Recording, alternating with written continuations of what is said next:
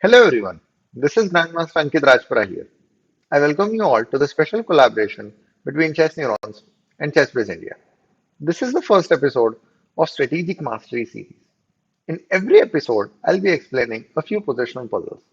First, I'd like to discuss the difference between a positional puzzle and a tactical puzzle.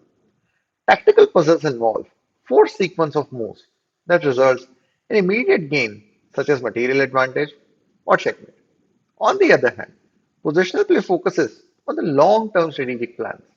It involves understanding the deeper aspects of the game, such as piece activity, pawn structure, whether to exchange the piece or not, when to push the pawns, control of key squares, creating weaknesses in opponent's camp, among many other things. As a chess player for more than 2 decades and a chess coach for more than 7 years, I felt that there was a lack of positional content for players. Hence, here with this series, I want to help you all in improving your strategic skills and enhancing your understanding of the game.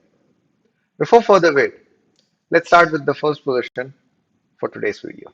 This is black to play here, and let's see how should we continue. So, as it can be noticed, the material is equal here. Black's knight is well placed in the center. There is tension between the bishops. So there is tension between the rooks. So we have to decide what to do. Should we exchange the rooks? Should we not exchange the rooks? Should we exchange the bishops? Should we not exchange the bishops? So when I use the word tension, it means that when the pieces can capture each other. So that's why it's called tension. And please remember an important positional principle that if you can, you want to maintain the tension. So let's say, for example, you would want your opponent to capture the bishop. So what would happen is that your knight would get improved with a tempo. So in most cases, the side that initiates the exchange, that releases the tension, would be at the disadvantage. Now, so in this case, should we try to exchange the rooks or should we try to keep the rook? That is also another question. So in this case, we should try to keep the rooks. Now, why we should try to keep the rooks? Because there are two open files. This is one open file. This is another open file. So if we move our rook to this open file, then we are putting pressure on that bishop. If the opponent captures this bishop, we can capture back with a check, and then we can try to bring our rook on the second rank as well. So then there would be a question, okay, but if we move the rook, what about the opponent's rook that is on the open file? Yes, it will be on the open file, but we have got these squares covered. So the rook is not able to get as much activity. So for that reason, we should maintain the tension between the bishops and we should bring the rook on another open file to put pressure on this bishop. Now, let's say if they play bishop takes f4, we can play knight takes f4 with a tempo. It's a check. The king can go here. We got the rook on the second rank. And this is clearly better position for black. Let's say after rook e8, white is like, I'll play bishop d2. No problem at all. We are not in a rush. We can play g5, improving our position a bit with a tempo. Let's say the rook goes to h1. Now what's the plan? King g6. So what do we want to do? We want to play f5 to increase the pressure on white's king side. And this is better for black since the pieces are active and there is definite pressure on the king side. Now, let's go for the next position. So this is white to play here. So as I can notice from this position, we are up a pawn. So that's a good thing. Now, one thing that you must remember is that if you are up in material, if you are up a pawn, then the endgame that would, in most cases, win for you would be the king and pawn game. So, out of all the endgames where you are up a pawn, the simplest endgame in most cases would be king and pawn endgame. So, what's the reason? Because if other pieces would not be there apart from the king, of course, then it would be difficult for the opponent to create activity. And that extra pawn that we have in king and pawn endgame, it will be easier for us to create a pass pawn. So whenever you are playing an endgame and if you're up a pawn, Try to go into the king and pawn endgame, and you will notice that winning the game would become much easier. Now that you know the strategy, so the move should be clear. That is bishop h4. So king d7 has happened. Now the knight is planning to move. We are not going to allow that. We can play bishop takes e7 in this position. So king takes e7, and now, by the way, we have these double pawns, but it's not like that king is going to attack it. So we have the pawn majority here, the four pawns versus three pawns, and that's what we are going to do something about. We can play f4. Now our plan is pretty simple. We can play king e3, then king e4, then g4, then f5. We can even throw in some moves like that. So basically, the goal will be four pawns on the king side versus three pawns of black. We are going to push pawns, and we are going to create a pass pawn and then win the game. So don't forget, if you are up a pawn or two, then try to go into the king and pawn end game to make your victory a lot more easier. Now, let's go for the next position. So this is white to play here. Quite a good number of pieces in this position compared to the earlier positions that we saw. So, what should we try to do here? So, it's very important first to try to understand what type of position is it, because chess is a very complicated game, and if you don't try to understand what is going on in the position, then decision making will become a lot more difficult for you because so many things are going on. Okay, should I take this decision? Should I take that decision? No, we should try to understand the position so that we can narrow things down. Now, how can we try to understand the position? We can look at different things. So, first of all, we can start with the material. So, it's equal. So that's a good thing. If we would have been down in material, then we might have to look for more active moves because we would have to do something to create counterplay. So but the material is equal. That's good. Another thing that can be noticed is it's an opposite side castling middle game. Black has castled on the king side, while we have castled on the queen side. From so that's there. You can also say black has not completed the development. We also have space advantage because of the pawn on d5. So space advantage on the queen side. Now, out of all the things that I have noticed, one thing that stands out a bit is the fact that it's an opposite side castling middle game. So see what I did by doing this, I narrowed down the position to okay, it is opposite side castling middle game. So now what I would try to do, I would try to apply my knowledge of opposite side castling middle game, and then that will help me in making the decision.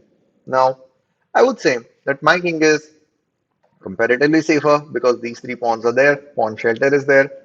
But look at black, there is no f pawn. This pawn is on f6, this pawn is on g5. So yeah, that's a bit weaker.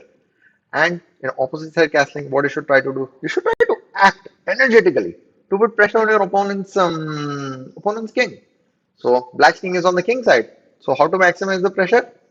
Of course, h4. That's what we are going to do. The plan is we wanted to open this so that a rook can also join in, other pieces can also join in. Now, black has taken this knight. What should we do? Should we rush and do this? Mm, or should we do this? Now, okay, g takes f3 gets the double pawns. Let's just take it with this. What's the goal? Why did we play h4? We played h4 so that we can open the files. We can open maybe some diagonals so that we can put pressure on the opponent's king. It's not about double pawns. It's about sticking to our strategy of trying to open black's king side so that we can do something about the king. So here, we should not play bishop takes f3. Why? Because g4 will come and suddenly this exchange won't happen. And then, of course, we will still defend better, but not as much. So we should play g takes f3. Why g takes f3? We got this semi-open file for this rook, and g4 is not possible. Sorry, g4 is not possible in this position because f takes g4 will come. So yes, we got our pawn structure a bit bad, but we are sticking to our strategy of putting pressure on opponent's king side, and this is clearly better position for white. Now, let's go for the next position. So this is white to play here, and let's try to understand that a bit. What should we try to do? So, what are the things that we can notice here? The material is equal. Then black's king is in the center, and we have already castled. That's good. Black has also not completed the development, and we have completed the development. So that's a good thing. Now, the thing is that king being in the center and being behind in development, they are not permanent factors. They are temporary factors. For example, if we give time to our opponent, what would they do? They would play knight at 6. They would play knight at 5.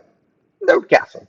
So let's say if 2, 3 moves are given to the opponent, then they could do that. Of course, this is just assuming things because knight at 6, we can say that bishop e7, king e7 might come. But just saying that it would it would take maybe they might even consider an option of capturing this and then even think about some ideas like that. But the point I'm trying to make is that if given time, Black can, one way or another, solve the problems of king in the center in development. So they are not permanent problems for them. They are temporary problems.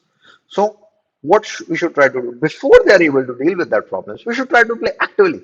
We should try to know, uh, open the position more. Try to activate our pieces further so that we can put pressure on them before they are able to complete their development and get the king away from the center. So one thing you should remember is that whenever you're looking for such active moves, please always look for the pawn breaks. So what do I mean by pawn breaks? Pawn breaks basically means so offering of exchange of pawns.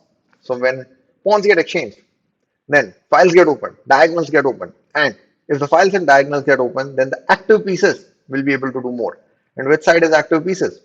Of course, us, because we have the space advantage on the king side. We have more developed pieces, and yeah, they are behind in development as well. So, what should we try to do? Yes, we should try to play c4. Let's strike in the center and try to put pressure on the opponent. Now, capturing this pawn would be a mistake because the queen gets trapped. Let's say if the opponent plays bishop into g5, knight into g5, our opponent takes the pawn. No problem at all. It's not about the pawn, it's about the king in the center. We can play c takes e5, e takes e5, e6. Another pawn break. We are not worried about sacrificing a pawn or two, it's about this king. And now queen g6 check. The queen gets there with the decisive effect. Mm, Okay, so let's say after something like that, knight e7 is played, no problem. We can just capture. If they capture it with the knight, then we can do this and get the knight on the outpost square. If they capture it with the pawn, we can bring the rook over here. What's the plan? We want to play e6 to try to do something about this king. By the way, black should be careful. This is not possible because queen f7 mate would be there. So opponent can be like, and a very long castle also there is a problem. Knight takes f7 and yeah, that's weak. So black can be like, okay, I'll play knight f8. I'll try to stop e6. No problem. D takes e5, queen takes e5. There are lots of weaknesses that we can put pressure on. There is no way for black to defend this, and black's position collapses. So it all started with recognizing that black has short-term problems because of the king in the center and lack of development. So we need to play actively, and one of the most common ways to do that is through the pawn break. And c4 gave us a lot of activity, in some cases through the d file, in some cases through the e file, and we were able to increase the pressure significantly on black. Right. So now let's go for the last position. So this is white to play here. Now white is down a pawn in this position, as we can notice. But there are quite a few things about white's position that I like. One is that white has the double bishop advantage. Another is that white is controlling this open file, and white has this pawn on f5, so some space advantage is there. So because of that, this bishop is a bit passive. This king can also get under a bit of a pressure. So things are so despite being down a pawn, I would say white is good activity.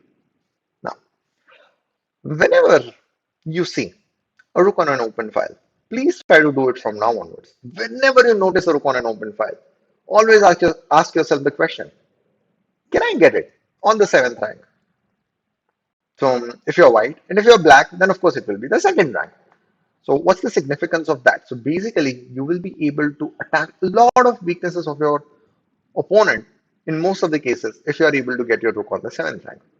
So my rook is on this seventh rank. So if I could bring the rook there now, since like okay, let's play bishop d6 and do that, but there is rook e8 and we are not able to bring the rook there. So but we should try, and it's not easy, but if you try, then you will notice that we have a way to bring that rook on the seventh rank. It starts with queen g3. What's the idea behind queen g3? We are threatening, so since the G pawn will be pinned, so we are threatening bishop takes f6. So this, but okay, black can move the king. What's the connection between the seventh rank? The connection is queen on g3 is also keeping an eye on the queen side. So we can play bishop c7. We can remove the queen from d8. And that's how we get our rook on the seventh rank. And already we had active pieces, we had some pressure on the king side, and with the rook on the seventh rank, this is too much for black to handle. Black can play knight b6, just try to get some activity. No problem, this rook on f1. So now it's coming to f4. It is planning to go to rook g4 next to put pressure on here. Opponent can play h5, stopping this, no problem. Now, which piece of ours is not doing much? This bishop. Bishop d1. This is under pressure. We can have some ideas with bishop h5, bishop h5, queen g7 type of ideas. If somehow they deal with it, we can even slowly go for something like this. And this is just too much pressure for black to handle. Thanks everyone for watching the video, and please provide your valuable feedback in the comments. And don't forget to check chessneurons.com, your go-to platform for improving your positional chess. I'll see you in the next video. Thank you.